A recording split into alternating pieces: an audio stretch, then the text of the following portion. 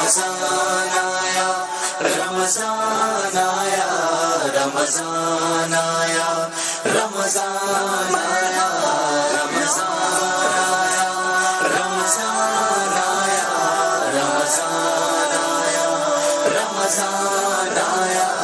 آپ کا نام؟ محمد عمیر اتاری۔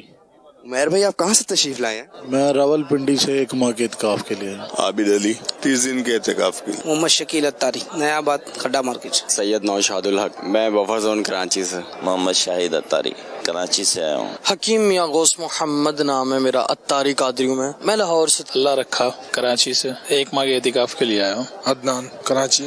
مدثر علی، پنجاب حافظ آباد سے۔ بس وہ حضرت صاحب کی محبت کھینچ لائی ہے اور مدنی ماحول کھینچ لایا ہے۔ محمد راشد اتاری، جی میں میرپور آزاد کشمیر سے۔ میں حاجی عبدالقیوم، ضلع لکی مروت۔ آپ نے جتنا مدنی مذاکرہ دیکھا اس میں سے کوئی ایسی بات امیر سنت کی جو آپ نے دیکھا ہوگا یار میں بھی اس پہ نیت کرتا ہوں انشاءاللہ؟ امیر علیہ سنت نے جو 3 قرآن پاک کی جو ذہن دیا ہے کہ 3 قرآن پاک پورے رمضان میں انشاءاللہ، تو یہ ہے کہ 3 کی کوشش کریں گے۔ آج جو مدنی مذاکرے میں باتیں ہوئی اس میں سے کون سی بات آپ کے دل کو لگی جو آپ نے کہا کہ اس پہ میں نیت کرتا ہوں، اس پہ عمل کرنے کی ضرور کوشش کروں گا؟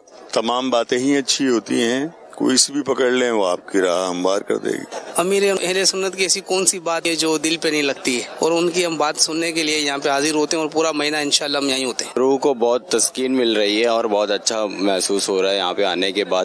ہر وقت صلوات و سلام کی جو صدائیں یہاں پہ، اس سے دل بہت خوش ہو جاتا ہے آنے کے۔ امیر علیہ سنت کی باتیں بہت اچھی لگتی ہیں، جتنے مٹھاس ادھر ہے اتنی وہاں پہ نہیں ہے۔ میں مدنی چینل دیکھتا رہتا ہوں اکثر، تو وہاں سے میرا دل لگ گیا تو میں چلا آیا ہوں۔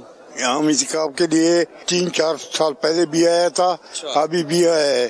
ہم نے دعوت اسلامی میں 28 سال گزارے ہیں۔ ہم کو بہت اچھا لگتا ہے، اتنا اچھا لگتا ہے کہ یہاں پر اللہ اور رسول اور سنتوں کی باتیں ہوتی ہیں، اس سے ہم بہت مطمئن ہوتے ہیں۔ ہمارے گھر میں یہ بھی تبدیلی ہے کہ ساری نمازی بن گئے اور برے برے کاموں سے چھوڑ دیے اور نیکی کا کام کرتے ہیں ہم بھی۔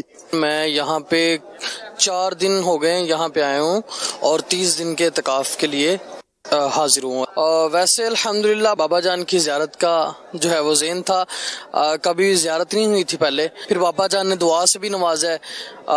مستجاب الدعوات ہیں بابا، تو جو بھی دعا کرتے ہیں ماشاءاللہ پوری ہوتی ہے۔ بہت ساری چیزیں ہیں بابا، تو جو بھی فرما دیں تو دل کرتا ہے کہ یار یہ کام تو جو ہے نا اب چھوڑنا نہیں چاہیے۔